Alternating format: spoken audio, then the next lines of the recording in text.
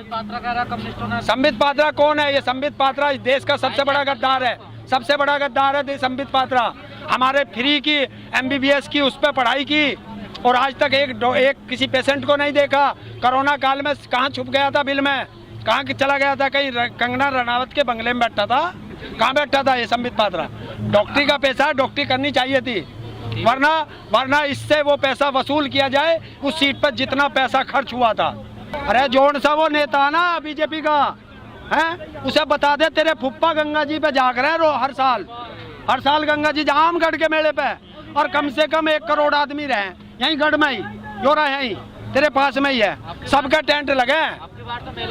अरे वो ना वहाँ ना लगा टेंट, यो लग गया मेला सा, और क्या मजे में रह रहे हैं। यो बड़ा मेला लग गया। और सबसे बड़ी बात देखिए, ना तो यो भाई कभी मुझे मिला था, ना यो भाई मुझे मिला था, है ये मेला सरकार के नाक में दम कर रखा था। और जो सरकार हमें फांसी लगा रही है उसे कौन देखेगा? हम तो कह रहे हैं कि भाई तू अपने काले कानून वापस ले, सरकार चला, हम घर को चल रहे हैं, हम अपनी खेती करेंगे। तो हमें यही पता नहीं, तो उनसे कहना अन्नी अब के उसकी थूथड़ी तोड़ेंगे जो हमें मिल गया कहीं, जो कह दे कि MSP पहले से घोषित करें। अब का किसान इतना गुस्से में है, बता देना उन्हें। और खुशहाल का तो तने देख लिया, सड़क पर पड़े कितने बढ़िया। जब से ये देश आजाद हुआ, पहले नेहरू इस देश का प्रधानमंत्री बना था। लोग बाग कहते थे अगर नेहरू मर गया तो कौन? शास्त्री जी आ गए। फिर कहा मगर शास्त्री जी मर गए तो एक का प्रधानमंत्री कौन है? तो भैया ये तो देश की संवैधानिक व्यवस्था है, ये चलती रहेगी। कल को मोदी मरेगा, 10 साल बाद मरेगा, फिर कौन? तुम बताओ। जो रामदेव वहाँ बैठ कर कह रहा ना, यो ही कहे सबसे ज्यादा ये बिल बढ़िया है। तो जब तेरा खेती तेरे नहीं, लुगाई तेरे नहीं, घर बार तेरे नहीं, हवाई जहाज में कैसे जा? फिर हमारी जमीन में क्यों टांग डाला? अगर हमारी फटी में टांग देगा तो इसकी टांग तोड़ के मेरे जैसी कर दी जाएगी। वो तो देशवासियों को घी खिलाते हैं, गऊ का देसी। अरे यार बार बार पूछो भाई, तब ये देसी घी कौन सी गाय बंध रही है? शुद्ध देसी है, शुद्ध खावे हम अपने घर निकाल के, वो तो सारा रिफाइंड खुआ सब, ये जितने भी कंपनी वाले देख रहे ना। देखिए एक स्मृति ईरानी है जिस टाइम संसद में 300 रुपए का सिलेंडर मिलता था हम लोगों को, है, और 300 रुपए के सिलेंडर पर देश के प्रधानमंत्रियों को चूड़ियां भेंट कर रही थी, सिलेंडर सिर पर ठाव फिरे थी। आज हमारा सिलेंडर 692 रुपए का आया भाई, खत्म कर दी। सब्सिडी की तो छोड़ दो, 692 रुपए का आया आज मेरे सिलेंडर है। अब कहाँ है वो स्मृति ईरानी? क्यों नहीं अब उसे अपने फुप्पा को जो चूड़ी भेजती, अब भेजे ना, कहाँ बढ़ गई भट्ट में? ये सांसद जितने बैठे हैं ना, ये सारे हराम का खाने वाले हैं। तो ये बेवकूफ बनाना है, पक्का जुमलेबाज, झांसाबाज, झांसाराम। देखिए देश का सबसे बड़ा झांसाराम अगर कोई है वो नरेंद्र मोदी है। प्रधानमंत्री नहीं, प्रधानमंत्री पद संवैधानिक पद है, लेकिन ये नरेंद्र मोदी देश का सबसे बड़ा झांसाराम है। आज तक इसकी एक बताइए जो इसने कहा हो और वो सच हुआ हो। इसने कहा नोटबंदी में कि 50 दिन, भाइयों बहनों 50 दिन दे दो, वरना जिस चौराहे पे कहेंगे। अरे वो सारे चौराहे हैं। देखिए सुप्रीम कोर्ट में गया है, उसमें 11 तारीख लगी है सुनवाई की, और 60 नहीं है, शायद 62 या 63 हो गए हैं, शहादत हुई है। कोई बात नहीं, बहुत है हमारे पास शहादत देने के लिए। एक तो यही खड़ा तुम्हारे सामने ददीची की हड्डी, जब किसानों को चाहिए हथियार बनाने के लिए सबसे पहले जाऊंगा। तो ये तो चलती रहेंगी शहादत, इसका सरकार जवाब देगी। सर जिस तरह से आप आ रहे हैं किसान आंदोलन में, जो आंदोलनकारी हैं, किसान हैं, पुलिस उनको जगह जगह रोकती है, उनको प्रोफाइल चेक करती है, उनका पूरा पता ले लेती है आजकल। मैं भी देख रहा हूँ वो कौन सी पुलिस है। इन्हें मैना दिखाई दिया भाई, मैना दिखाई दिया इन्हें, मेरे से ले लो, या तो वो पुलिस रहेगी या मैं रहूँगा।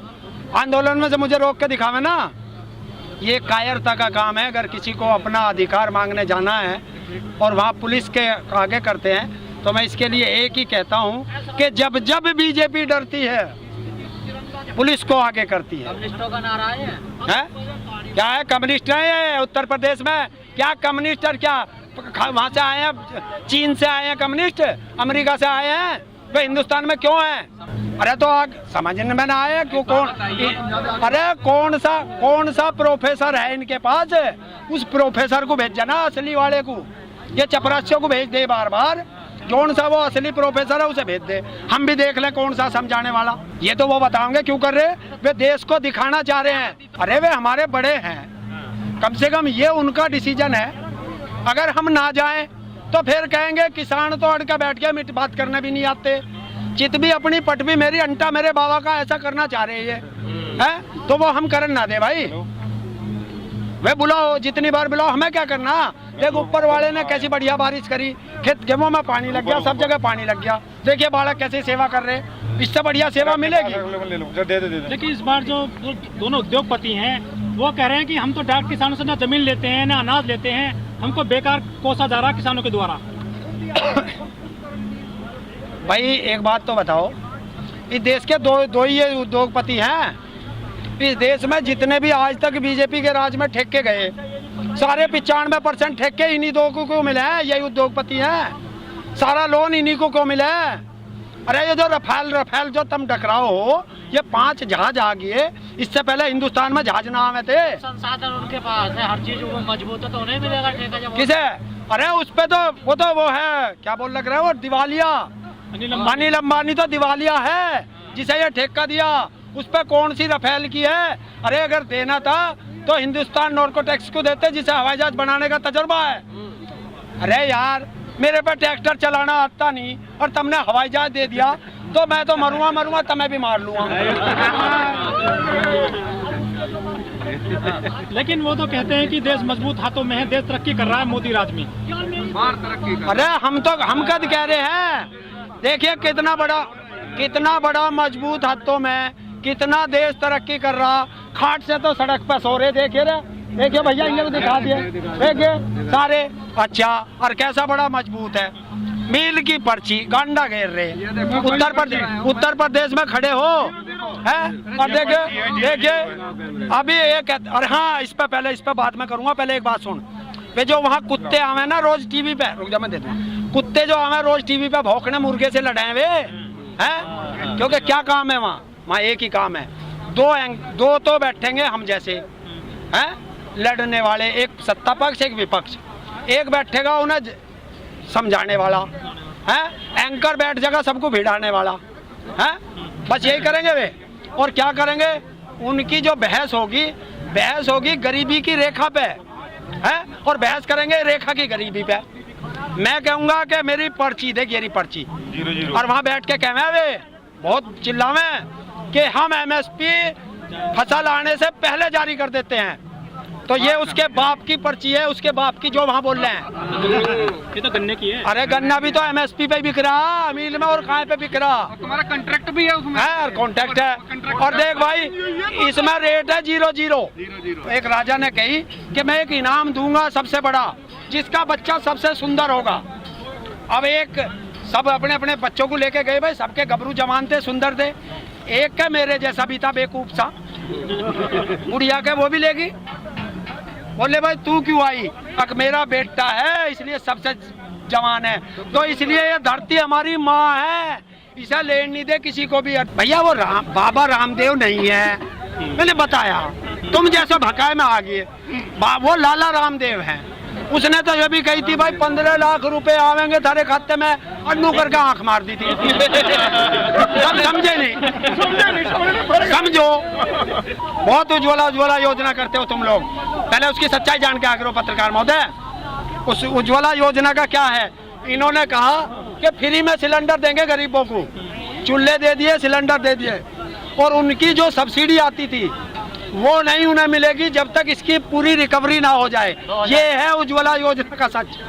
तो ये 700 रुपए में सिलेंडर भरवा दिया, उनका 800 में भरवा दिया है।